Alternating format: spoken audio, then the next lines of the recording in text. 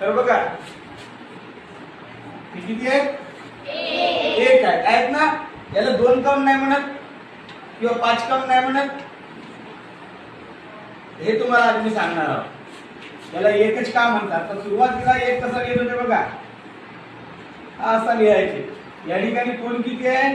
एक कोण आहे. म्हणजे अँगल किती आहे? एक, म्हणून याला म्हणतात एक. आधीचे 2 असे होते. इथं बघा अँगल किती आहे? 2, म्हणून याला म्हणायचे 2.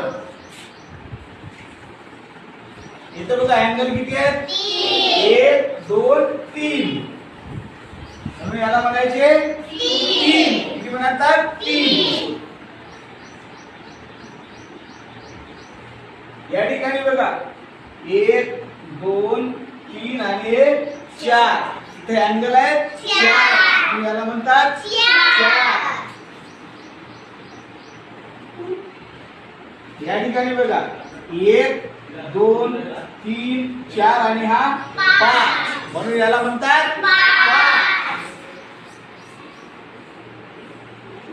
इथे बघा 1 2 3 4 5 आणि हा असा आहे 6, म्हणून याला म्हणतात 6.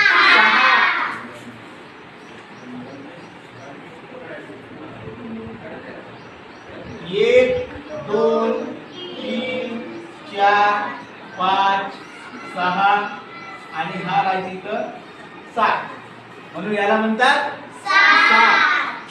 त्याच्यानंतर बघा 1 2 3 4 5 6 7 आणि 8, याला म्हणतात 8.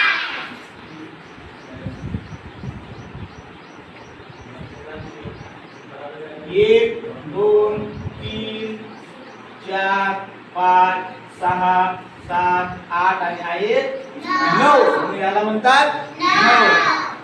आणि इथं कुठे अँगल आहेत का? नाही, त्यामुळे याला म्हणतात 0.